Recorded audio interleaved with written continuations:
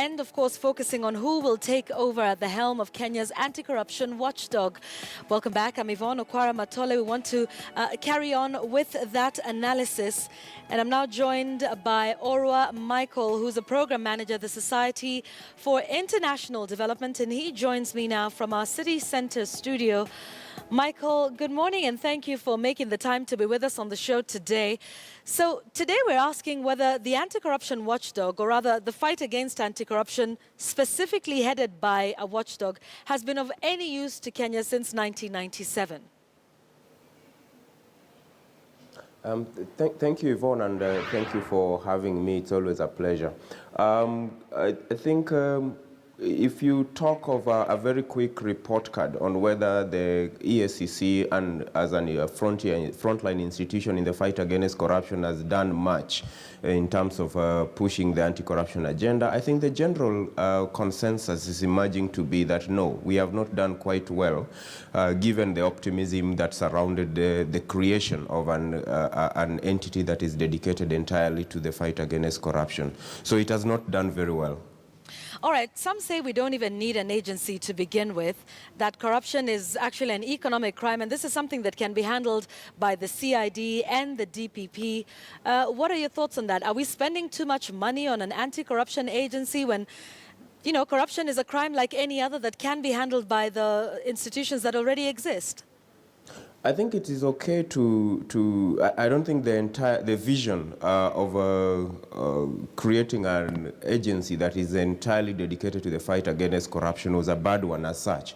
And I think one of the rationale would have been that when we have concerted effort from a centralized agency with that high level of specialization, skills, human resource, and financial capacity, then we would actually have the capacity to fight corruption in a more effective, well-coordinated way. Like I said earlier, I think the balance sheet does not lend credence to that theory now, given the lackluster performance of the Ethics and Anti-Corruption Commission. I think you're right that corruption should be, it's a crime, and therefore it could be handled by the other agencies. But I think the rationale for creating the EACC particularly equally came from the realization that those agencies were not doing the job as well as they should have.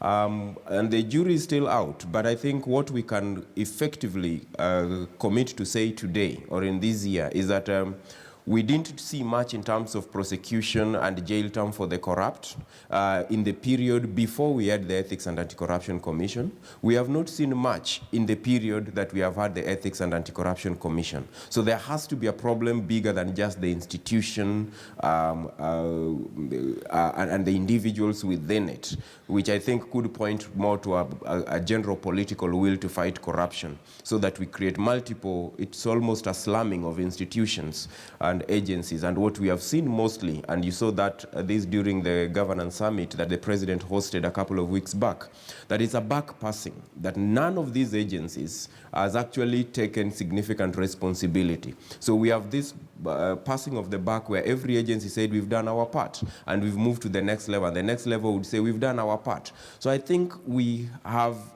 not achieved the vision of the Ethics and Anti-Corruption Commission or the fight against corruption generally. All right, Michael, let's talk about the vetting process for a moment. Because if you remember the previous chair, Philip Kinisu, when all of the allegations about his allegedly suspicious dealings as EACC Limited with NYS, he himself said that he declared this conflict of interest during the vetting process. And that sort of brought to light the issue of how the vetting is done, whether the right questions are asked, whether they dig enough information. So talk to us about this vetting process that is beginning today, and whether it indeed serves its purpose. Yvonne, great question. I think again, vetting is one of those critical steps that our new constitution brought in the context of Chapter 6 to ensure that we reduce the baggage of people who are fallen short of the glory of integrity, getting into public office.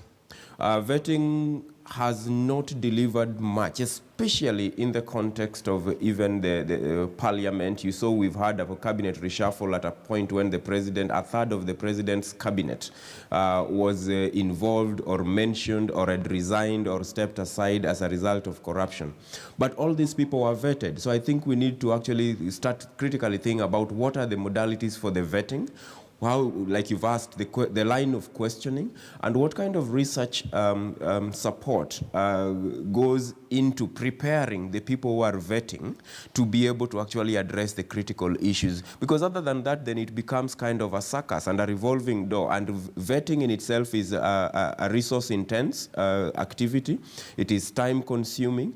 And we cannot go through the same circus of a new EAC chair every 1 year, every 2 years, every 3 years. It becomes a little tiring. So I think you're absolutely right that we need to actually stop for a moment and look at what exactly do we mean by vetting. Who should actually be vetting? What technical skills, capabilities, which agencies are supposed to be put together to actually ensure the people who are vetting are sufficiently informed and are appraised, and background checks have been done on the candidates. Number two, I think we need the political will, because the deal making that goes on in the vetting process, I suspect there's a significant amount of deal making that compromises the integrity of the process of vetting, which means, and by deal making it includes political horse trading. And at that level, then people are likely to ignore critical issues that may ensure people who are not fit to hold particular offices are still passed through and are appointed by the president. All right, so we've been through 5 heads of the anti-corruption agency in whatever form, from CASA to CAS to the EACC. You know, what do you think of these finalists now that are undergoing vetting today? And are you hopeful that the next person will actually be at the helm long enough to give us some results and fry the big fish, as others have said, high voltage files, as others before have talked about? What do you think about you know, the finalists and the candidates who are undergoing vetting today? To be honest, if I attempted to give you an analysis of each of them, I'll be doing the same disservice that our vetting has done to us, because I have no basis significant to actually evaluate them other than what is available in public domain, which of course would disadvantage or advantage those who are public officers before now. But Yvonne, one thing I can tell you is that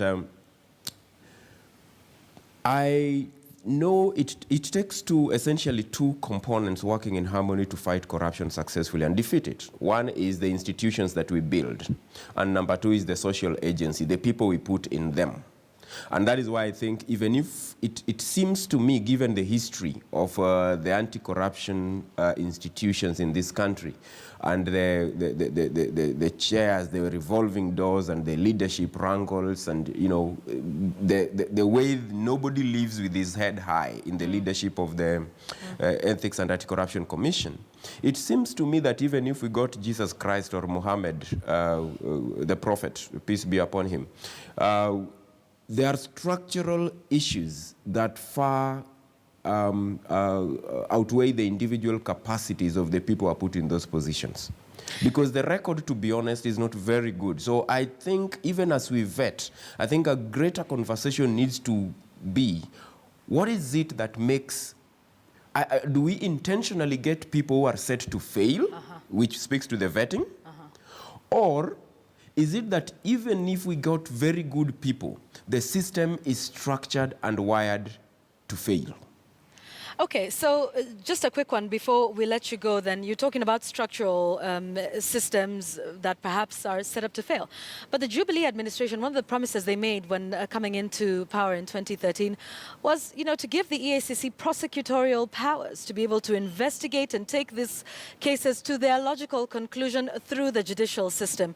Do you think maybe the one thing that as simple as giving EACC the power to prosecute would be a turnaround for this agency?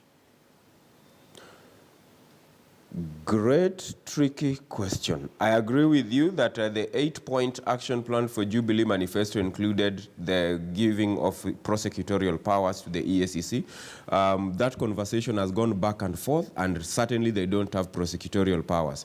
Yvonne, I don't think if we gave I would actually be worried, given what has happened in the EACC, if we gave them an entire as a single unit without checks and balances prosecutorial powers.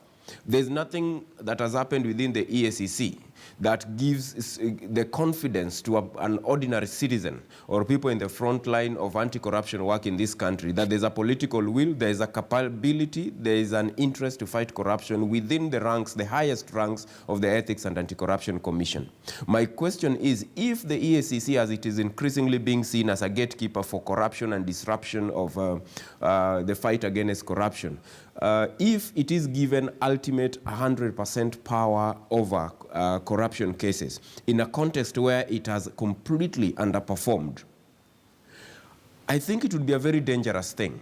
The EACC has to demonstrate that with the powers that it has currently, it can do much. The EACC is still obsessed with dealing with really minor stuff in this country. You're talking about exam cheats. You're talking about EACC swinging into action against police traffic corruption. And I'm thinking it's a complete joke, because the vision and the dream of Kenyans when we see the Ethics and Anti-Corruption Commission is that it will actually deal with the biggest fish in this land. Institutionalized corruption, it will go hard on corruption, high-level corruption, grand corruption, which means the high and mighty.